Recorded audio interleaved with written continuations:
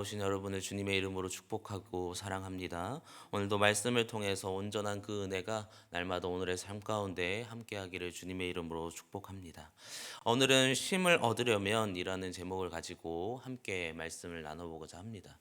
우리는 항상 쉼이라는 것을 좋아합니다. 어찌 보면 열심히 수고하고 일하였을 때 우리에게 주어져야 되는 마땅한 것이기도 하지만 어찌 보면 우리가 신앙 안에서 살아가는 믿음의 쉼도 우리에게는 굉장히 중요하다라는 것입니다.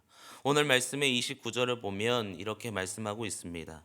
나는 마음이 온유하고 겸손하니 나의 멍에를 메고 내게 배우라. 그리하면 너희 마음이 쉼을 얻으리니 라고 말씀하고 있습니다. 다시 말하면 우리에게 있는 이 쉼이라는 것이 굉장히 중요하며 또 이 쉼을 통해서 우리가 다시 살아갈 수 있는 힘을 얻을 수 있다라는 것입니다. 근데 어찌 보면 우리가 신앙의 삶을 살아가면서 이 쉼이라는 것을 항상 얻으면서 또한 힘을 얻으면서 살아가면 얼마나 좋을까요? 그러나 우리가 믿음의 삶을 살아가면서 어찌 보면 이 쉼을 얻는다는 것이 쉽지는 않다라는 것을 우리는 알게 됩니다. 그래서 오늘 말씀을 보면 쉼을 어떻게 하면 얻을 수 있는가? 쉼이라는 것이 어떻게 하면 우리 안에 항상 자리 잡을 수 있는가를 우리에게 말씀해 주고 있습니다. 어찌 보면 우리가 지금 읽은 20절부터의 말씀을 보면 24절까지 조금 다른 파트의 모습으로 주어집니다. 그러나 다시 하나 되어서 바라보면 우리가 쉼을 얻기 위한 그 전 단계의 모습을 우리에게 보여주고 있죠. 그래서 오늘 말씀의 첫 번째에 가서 보면 21절에 이 고을들이 등장합니다. 21절과 24절, 22절 쭉 등장하고 23절에 등장하는데 세 고을이 등장합니다. 고라신, 그리고 벳세다, 그리고 가버나움이라는 이 고을들이 등장하는데 이 고을의 특징이 있습니다. 이 가버나움은 우리가 잘 아는 것처럼 예수님께서 계속해서 활동하셨던 지역입니다.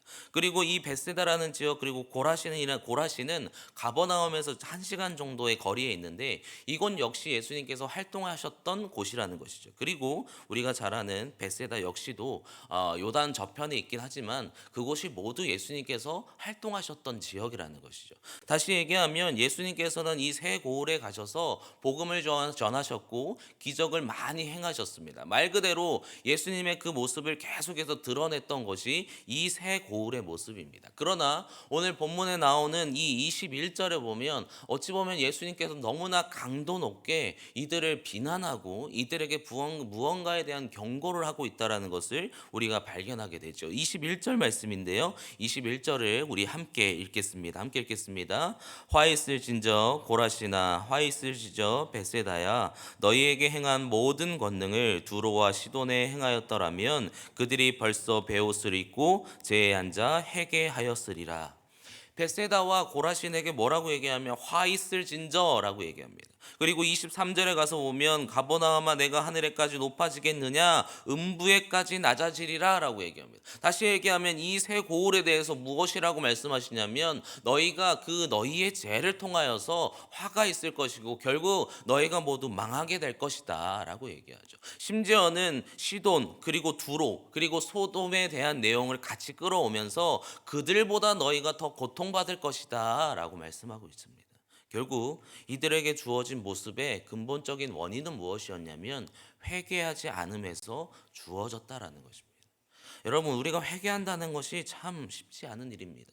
우리 안에 있는 모습을 주 앞에 낱낱이 고한다는 거 사실은 쉬운 일이 아닙니다. 그러나 이 회개는 우리가 말씀 안에 살아가고 하나님이 주신 말씀을 품으며 살아가는 사람, 하나님의 택함을 받은 사람에게는 당연스럽게 드러나야 되는 것이 바로 이 회개라는 것입니다.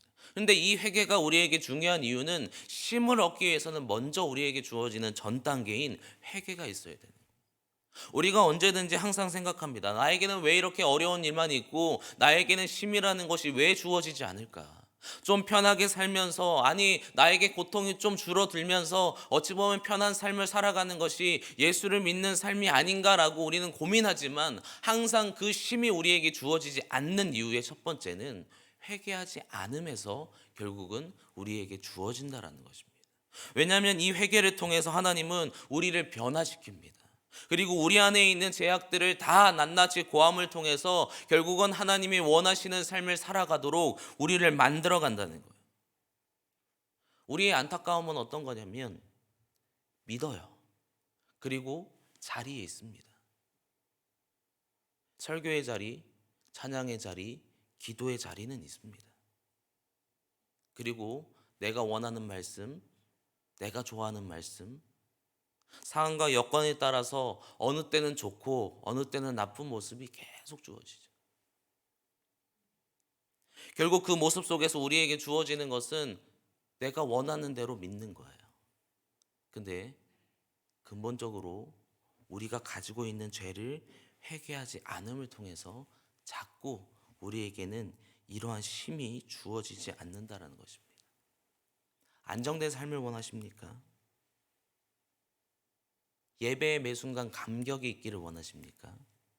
우리가 살아가는 삶의 모습에서 하나님이 나와 동행하시는구나를 느끼시고 계십니까? 이것을 원한다면 먼저 나의 모습을 돌아보고 회개해야 합니다. 그럼 이 회개가 주어지면 그 다음 단계가 주어지는 거예요. 쉼을 위해서 회개가 나에게 주어졌다면 이 회개를 통해서 우리의 모습은 완전히 달라집니다. 그래서 이제 25절을 와서 보면 이렇게 말씀하시는 거예요. 25절 말씀인데 우리 함께 읽겠습니다. 그때 예수께서 대답하여 이르시되 천지의 주제이신 아버지여 이것을 지혜롭고 슬기 있는 자들에게 숨기시고 어린아이들에게 나타내심을 감사하나이다. 말씀이 주어지는데 어떤 자들에게 주어진다라고 말씀하십니까? 지혜롭고 슬기로운 자들에게는 안 주어져요. 대신에 어린아이와 같이 겸손하고 모든 것을 받아들이는 순종이 있는 자들에게 말씀이 주어진다라고 얘기해요. 그래서 회개가 중요한 거예요. 회개가 있어야 우리의 교만이 사라집니다.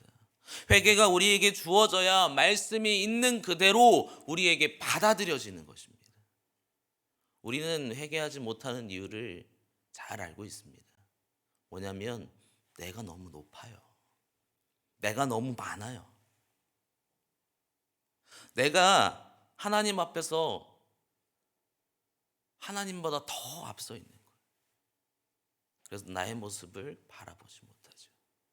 결국 말씀을 가져와서 말씀이 말하는 대로 살아가는 것이 나의 삶의 가장 우선순위가 아니라 내가 우선순위가 되기에 우리는 자꾸 그 쉼이 주어지지 않는다는 것입니다.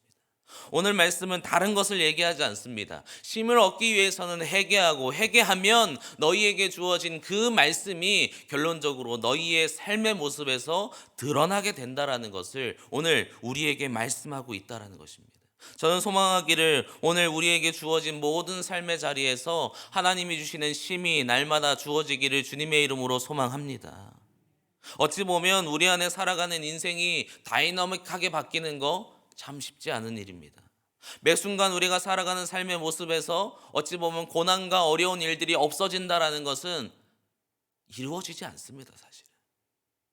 근데 그 속에서도 쉼을 누리며 평안을 누릴 수 있는 이유는 말씀이 우리에게 주어지고 그 말씀을 우리가 나의 삶의 가장 앞선 우선순위로 삼게 되었을 때 결국 우리에게 주어지는 평안과 그 위로가 우리에게 주어진다는 것입니다. 오늘 말씀의 28절을 가서 보십시오. 28절 말씀도 우리 함께 읽겠습니다. 시작. 수고하고 무거운 짐진 자들아 다 내게로 오라. 내가 너희를 쉬게 하리라. 수고와 무거운 짐은 계속 우리에게 주어집니다. 그러나 무엇이라고 말씀하십니까? 나를 믿고 순종함을 통해서 나에게 나오는 자 내가 그들을 모두 쉬게 하리라. 그 고통 가운데 있음에도 나와 함께 하시고 내가 믿는 예수, 내가 의지하는 예수, 나에게 말씀하신 그 말씀을 붙들게 하시는 예수를 따라갈 때 결국 우리에게는 참된 쉼이 주어진다는 것입니다. 앞서서 결론적으로 보았던 29절에 나의 마음이 온유하고 겸손하니 나의 명예를 배우고 내게 배우라. 그리하면 너희 마음이 쉼을 얻으리니. 나와 함께하라. 내가 너와 함께함을 통해서 멍에는 혼자 매지 못합니다. 소에 보면 양쪽에서 매죠.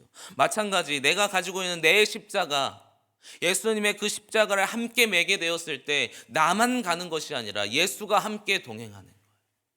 그러면 우리 안에 어떠한 짐과 어떠한 어려움, 어떠한 상황적인 여건들이 우리에게 주어진다 할지라도 우리는 그것을 이겨내며 또한 그 속에서 쉼을 얻을 수 있다라는 것입니다. 그래서 30절에 이렇게 말씀하세요. 30절 말씀인데요. 우리 다시 한번 읽겠습니다. 시작. 이는 내 멍에는 쉽고 내 짐은 가벼움이라 하시니라. 결국 이 심은 우리가 예수와 함께 동행하는 그 삶이 우리에게 주어졌을 때 우리에게 참된 평안과 쉼이 주어진다는 것입니다. 결론을 맺겠습니다. 오늘 말씀은 우리에게 먼저 회개하기를 요구하십니다. 우리의 삶의 모습에서 내가 가지고 있는 죄들이 있습니까? 이 시간 우리 오늘 회개하기를 주님의 이름으로 소망합니다.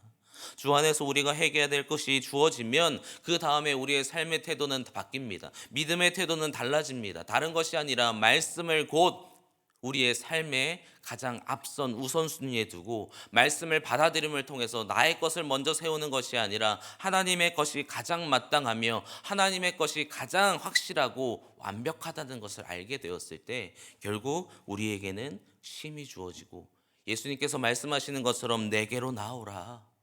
수고하고 무거운 짐 진 자들아 내게로 나오라. 그러면 다 쉬게 하리라 말씀하신 그 은혜가 오늘도 우리에게 주어지게 되는 줄 믿습니다.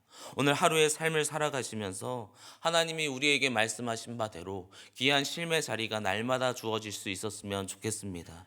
오늘도 어려운 일은 분명히 있습니다. 신앙의 길에서 고통받는 것 분명히 우리에게 주어질 것입니다. 그러나 우리가 그 짐을 나만 매는 게 아니라 예수님의 그 짐이며 예수님의 십자가라면 함께 메어 주실 것입니다. 그러면 그 길에서 우리는 기쁨으로 그 일들을 감당하는 귀한 은혜가 오늘 우리에게 있었으면 좋겠습니다. 그래서 오늘 하루를 회개함을 통해서 전적으로 하나님을 의지하고 믿는 그 믿음으로 날마다 매 순간마다 쉼과 평안이 함께 하시기를 주님의 이름으로 간절히 축복합니다. 우리 함께 기도하겠습니다.